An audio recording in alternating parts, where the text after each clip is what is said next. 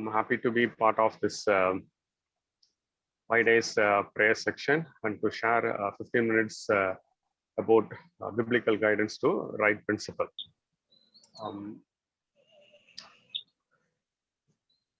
So I'll start right away with a very important quote from Patriots and Prophets, page number 175. It says, if there is any subject which should be carefully considered and in which the counsels of older and more experienced persons should be sought, it is the subject of marriage. And then it continues like this. If the Bible was ever needed as a counselor, if ever divine guidance should be sought in prayer, it is before taking a step that binds person together for life. You see, it talks about a wonderful thing. So if at all we need Bible as a counselor, and it is put it in a superlative degree, and in the list of counsel that we get from the Bible, the number one stands in a place where people bind together under marriage. And also, like say, we pray for so many things and look for a divine guidance. And then if at all, if there is a divine guidance should be sought through prayer, and it is a marriage. So those who are not married and listening to this section, please by heart this one. And those who also married, like say, remember, this is marriage is a very important thing that God is talking about, that we need counsel from Bible and guidance through prayer. Then the second quote, what I'm going to talk about is from Adventist Home, page number 100. Like every other one of God's good gift entrusted to keep humanity, marriage has been perverted by sin, but it is the purpose of the gospel to restore its purity and beauty. So this quote talks about two things. One is, it talks about how God gave gifts, and it's all are been a blessing to us to keep for the humanity. On another side, this quote talks about another thing, that sin has put a stain on every good gift God has given to us. And it is a purpose of the gospel to restore to its purity and beauty. So all this 5-day section will be talking about how this gospel is restoring, or how the Bible principle can be followed in our married life, or those who are looking for a marriage. So why we need relationship? So I'm going to talk about today 5 reasons why we need a relationship. That's a married relationship. The first one is, God said, it is not good for man to be alone. Genesis 2:18 says. And then the Solomon, the wisest man, said, 2 are better than 1 because they have a good reward. So, and also God says in Deuteronomy 32 and 30, 1 chases 1,000 and 2 chases 10,000. So always it's good that the 2 persons are joined together, and then they were establishing a lot of other things which one single person cannot do. Okay. So when we see this quote in the light of previous quote, I want to say like this, like say the Solomon continues like this: 2 are better than 1. For if they fall, one will lift his fellow, and woe to him that is alone when he is fallen, for he hath not another to help him up. You see, it is very interesting. What's very interesting? If one falls, here the fall represents not only a physical fall, it talks about a moral fall, the spiritual fall. The other is going to lift up. So that's why God said 2 are better than 1. And we know, like say, when people in the Bible who were alone, like say, they get into a lot of trouble. Like say, for example, like how David, when he was alone, he got into trouble. How Eve, when she was alone, she got into trouble. God says 2 are better than 1. So I want to tell one more illustration from the life of Jesus' disciples. That is Peter and John. When Jesus united the people 2 by 2 to go and do the ministry, he joined Peter and John. Why he did like this? It's very simple. The quote says like this. So the Peter was very impulsive, and the John was like say very calm, quiet, and then he will go after a people who got wounded because of the feeling. But both had a defects. So what happened? So the defects of one were partially covered by the virtues in the other. So this is a basic purpose God gives in a relationship.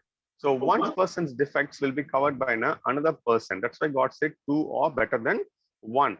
So it is in a very, very good blessing. Like I said, the young people who are looking for marriage, remember the marriage is not going to be a place of fulfilling your financial needs, or like say it is not in a something which involves a pride or a prestige, or the marriage, the way it is conducted, or the life partner whom you are going to choose is not a status symbol, or it is not giving what to say, like say all your needs will be met, or the marriage itself, like, or a newly wed couple, everyone's attention will be given them. Don't think about these are the earthly benefits, right? Don't think about this. So think about this, like say when a person is falling, they have in a blind spot, other person covers it, right? And then after a period of time, both learn, like they exchange their character and they learn. So this is the first benefit. Let me go to the second one. So marriage is an highest blessing, and it is also given for the development of man.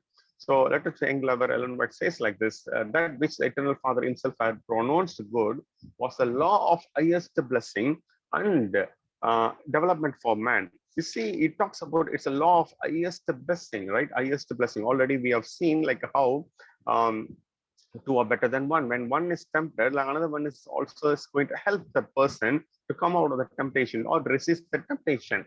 So the marriage, when joined with purity and holiness, truth and righteousness, remember this four ingredients: purity and holiness, truth and righteousness is one of the greatest blessing ever given to human family. See, as Bible also says in Hebrew 13:4, marriage is honorable in all, and the bed is undefiled. So it is given for human beings greatest blessing, and for human being a development. Finally, a quote from thought from Out of Blessing, page number 65: the grace of Christ, this alone can make this institution what God designed it should be. So what, for what purpose God designed this institution? An agent for blessing and uplift of humanity.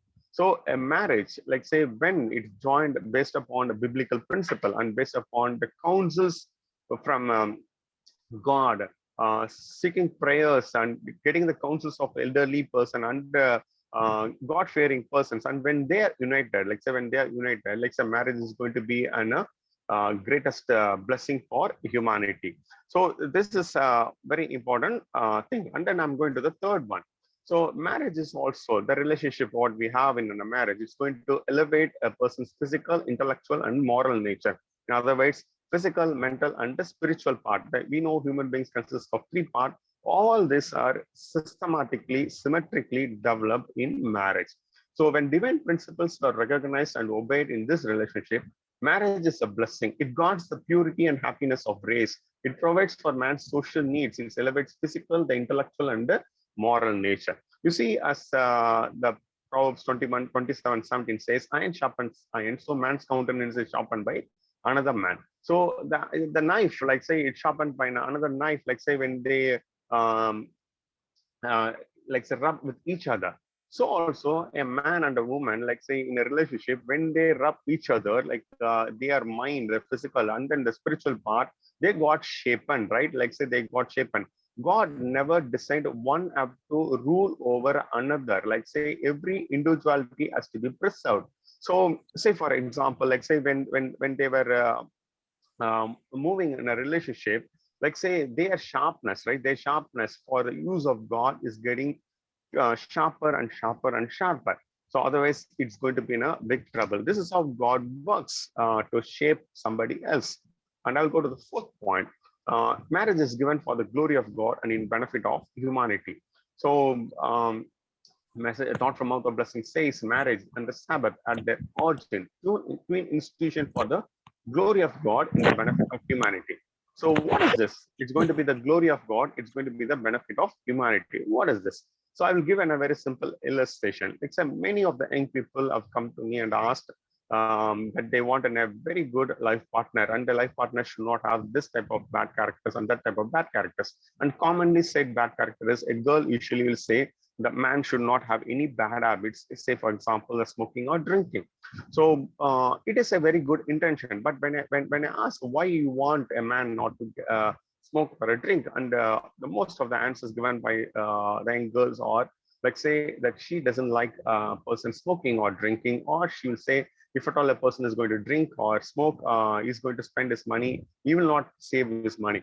You see, the desire, like the desire or the person expectations of from a person who should not have a bad habit, it's really good, but it has some self-centeredness because that person wants the girl wants the boy not to smoke or a drink, not because the Bible has said so, not because the God has said so, but because she doesn't like.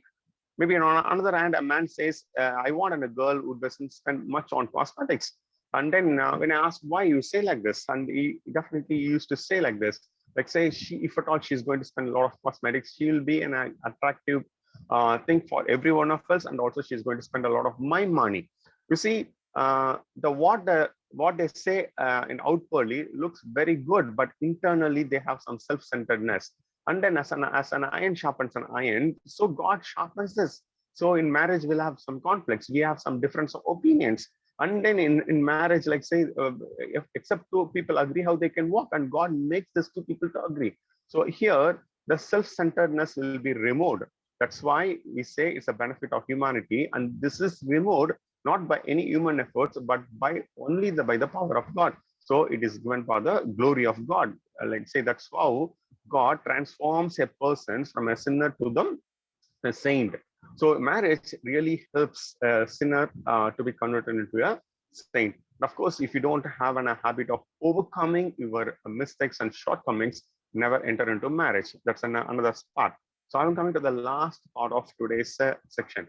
That is to represent the family of heaven. You see, God ordained that man and woman should be united in holy wedlock to raise up families that, crowned with honor, would be a symbol of family in heaven. What a privilege that God has given to us. So the family which is formed in this earth is going to be a symbol of family in heaven. You see, when we represent as a Christian, the heaven to the outside world, I say there will be thousands will be converted, because Ellen White says, among all the sermons that we can preach, one well-ordered family can speak for gospel instead of all the sermons that we can preach. The families of earth in their unity and peace and love may represent the family of heaven. As the family relationship is formed here below, it is to give a demonstration of what they shall be, the family in heaven above. The glory of God is ever to be made first.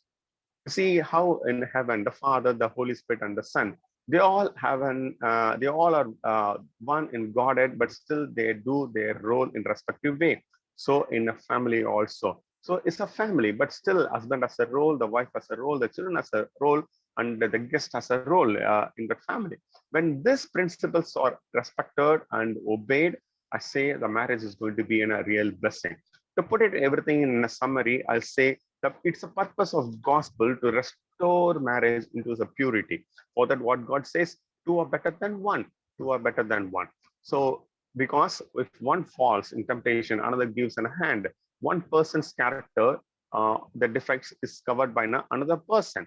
And then also God said, it's an highest blessing, because like say man is going to be physically, mentally, spiritually elevated in marriage. So in a relationship, in fact, like I said, the 10 commandments talks about our love for God and love for fellow human beings. So when we have a love for our fellow human beings, who is the next self, that is a life partner, so we are fulfilling the law of God. So that's how the marriage is given. And God removes the selfishness from the person in marriage. So it is the glory of God, and it is given for the benefit of humanity. And finally, the marriage represents the heavenly family. So while living in this earth, we represents the heavenly family here to all others. Thanks for this opportunity. Let's continue to pray and attend this program for the next 4 days. I will be expanding how a biblical relationship should be established. Thanks for listening. God bless you all.